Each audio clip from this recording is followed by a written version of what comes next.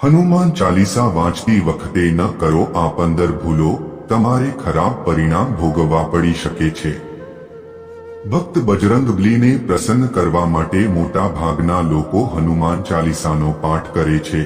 ખાસ કરીને મંગળવારે હનુમાન ચાલીસાના પાઠ કરવાથી ઇચ્છિત ફળ મળે છે। હનુમાન ચાલીસા માટે કોઈ ખાસ નિયમની જરૂર નથી, પરંતુ કેટલીક નાની બાબતોનું ધ્યાન રાખવું જરૂરી છે। હિન્દુ ધર્મ અનુસાર હનુમાનની પૂજા કરવાથી શુભ ફળ મળે છે। એવું માનવામાં આવે છે કે તેમની પૂજા કરવાથી લોકોની તમામ મનોકામનાઓ પૂર્ણ થાય છે અને શુભ ફળ પ્રાપ્ત થાય છે। તેથી જ તેમના ભક્તો તેમને પ્રસન્ન કરવાનો પ્રયાસ કરે છે। અનેક વિશેષ ઉપાયો છે આ માટે પ્રયાસ કર્યો। એવું માનવામાં આવે છે કે જે કોઈ ભગવાન હનુમાનની પૂજા કરે છે તે સમૃદ્ધિ, ધન અને સકારાત્મક ઉર્જાથી ભરપૂર બને છે। એવું માનવામાં આવે છે કે ચાલીસાના નિયમિત પાઠ કરવાથી ભગવાન પ્રસન્ન થાય છે અને તમામ પરેશાનીઓમાંથી મુક્તિ મળે છે। હનુમાન ચાલીસામાં લગભગ 40 ચતુર્થાંશ છે। એવું માનવામાં આવે છે કે જો કોઈ વ્યક્તિ હનુમાન ચાલીસાનો પાઠ કરતી વખતે તમામ નિયમોનું પાલન ન કરે તો તેને પૂજાનું પૂર્ણ ફળ મળતું નથી। તો ચાલો જાણીએ હનુમાન ચાલીસાનો પાઠ કરતી વખતે કઈ ભૂલો ટાળવી જોઈએ। પરંતુ તે પહેલા જો તમે પણ ઈચ્છો છો કે બજરંગબલીના આશીર્વાદ તમારા પર રહે તો આ વિડીયોને લાઈક કરો અને ચેનલને સબસ્ક્રાઇબ કરો અને કોમેન્ટ બોક્સમાં જય બજરંગબલી લખો। નંબર 1 છે કોઈ પણ મધ્ય ચોપાઈથી પાઠ કરવાનું શરૂ કરો। જ્યોતિષીય માન્યતાઓ અનુસાર જ્યારે કોઈ વ્યક્તિ હનુમાન ચાલીસાનો યોગ્ય રીતે જાપ કરે છે તો તેને ઘણો ફાયદો થાય છે। જ્યારે તમે હનુમાનનો જાપ કરતા હોવ તો તમારે ક્યારે કોઈ પણ મધ્યમ ચોપાઈથી ચાલીસાનો પાઠ શરૂ કરવો જોઈએ નહીં। ચાલીસા જો તમે ચાલીસા વાંચવા જાવ છો તો તમારે ક્રમશઃ આ બધું એકસાથે વાંચ્યા પછી જ તે જગ્યાએથી ઉઠવું જોઈએ। કોઈ પણ મધ્ય ભાગમાંથી ક્યારે પાઠ કરવાનું શરૂ કરશો નહીં। જો તમે કોઈ પાઠ કરતા હોવ તો તમારે તે સાથે કરવું જોઈએ, સાચા હૃદયથી, નહીં તો તેનો પાઠ કરવાનો કોઈ અર્થ નથી। ફળ ક્યારેય નહીં મળે। નંબર 2 સ્વચ્છ શરીર અને મનથી પાઠ કરવો। એવું માનવામાં આવે છે કે જો તમે ઘરમાં હનુમાન ચાલીસાનો પાઠ કરો છો તો હંમેશા શુદ્ધ શરીર અને મનથી તેનો પાઠ કરો। મંદિરમાં દીવો પ્રગટાવો અને હનુમાનજીનું ધ્યાન કરો। નંબર 3 તામસિક ભોજન અને શરાબનું સેવન।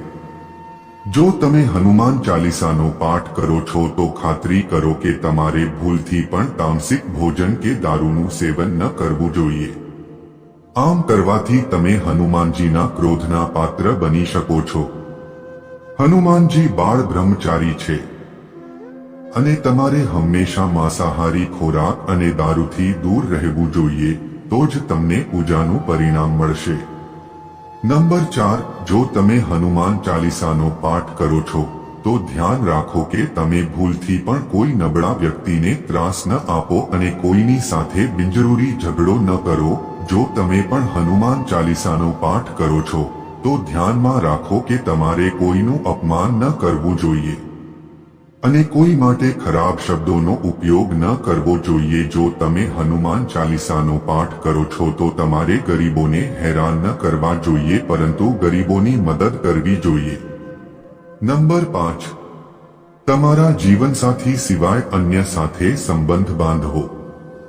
જો તમે પરિણીત છો અને હનુમાન ચાલીસાનો પાઠ કરો છો તો તમારે તમારા જીવનસાથી સિવાય અન્ય કોઈની સાથે સંબંધ બાંધવાનું વિચારવું જોઈએ નહીં।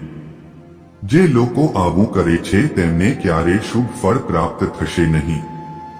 હનુમાન ચાલીસાનું આવો મળીએ પરિણીત પુરુષે અન્ય કોઈ સ્ત્રી સાથે સંબંધ ન રાખવો જોઈએ। જો કોઈ સ્ત્રી નિયમિતપણે હનુમાન ચાલીસાનો પાઠ કરે તો તે સ્ત્રીએ પણ તેના પતિ સિવાય અન્ય કોઈ પુરુષ સાથે સંબંધ ન રાખવો જોઈએ। પરિણીત છે જો આવું ન થયું હોય તો તેણે અન્ય મહિલાઓથી દૂર રહેવું જોઈએ। જો કોઈ વ્યક્તિ હનુમાન ચાલીસાનો પાઠ કરે છે તો તેણે આ વાતનું ધ્યાન ચોક્કસ રાખવું જોઈએ। નંબર 6 તમારે ગરીબો અને પશુઓને પરેશાન ન કરવું જોઈએ। જો તમે ઘરની સમૃદ્ધિ માટે હનુમાન ચાલીસાનો પાઠ કરો છો તો ભૂલથી પણ કોઈ પ્રાણી કે ગરીબને પરેશાન કરશો નહીં. આવું કરવાથી તમને પૂજા અને દુઃખનું ફળ નથી મળતું. ઘરમાં રહે છે નકારાત્મક ઉર્જા ગ્રહણ કરે છે અને ઘરમાંથી સુખ સમૃદ્ધિ હંમેશ માટે દૂર થઈ જાય છે. નંબર 7, કોઈ ગુનો ન કરો અને જૂઠું ન બોલો. જો તમે હનુમાન ચાલીસાનો પાઠ કરો છો તો તમારે કોઈ પણ પ્રકારનો ગુનો ન કરવો જોઈએ. તમારે કોઈની સાથે છેતરપિંડી કરવાનું પણ ટાળવું જોઈએ અને જો કોઈને નુકસાન પહોંચાડવાનો કોઈ ઈરાદો હોય તો જૂઠું ન બોલવું જોઈએ. છેતરપિંડી, કપટ અને દ્વેષ છે તો પૂજાનું ફળ ક્યારેય નહીં મળે. નંબર 8, હનુમાન ચાલીસા વાંચવામાં ઉતાવળ ન કરો. જ્યારે તમે હનુમાન ચાલીસાનો પાઠ કરો ત્યારે તમારે ક્યારેય ઉતાવળ ન કરવી જોઈએ અને તેના કોઈ પણ શ્લોકનો ખોટી રીતે ઉચ્ચાર કરવો જોઈએ નહીં. હંમેશા ધીરજથી તેનો પાઠ કરવો જોઈએ. નંબર 9, ભગવાન રામનું નામ લીધા વિના શરૂઆત ન કરો. દરેક વ્યક્તિ જાણે છે કે હનુમાન ભગવાન રામના પરમ ભક્ત છે, તેથી ભગવાન રામનું નામ લીધા વિના હનુમાન ચાલીસા શરૂ ન કરો, નહીં તો તમે તેના પરિણામોથી વંચિત રહી જશો. નંબર 10, તમારા શરીર અને મનને સ્વચ્છ રાખો. હનુમાનજી અને તેમના પ્રિય શ્રી રામનું ચિત્ર સ્થાપિત કરો. આ પછી તેમની સામે પાણીથી ભરેલો પત્ર રાખો.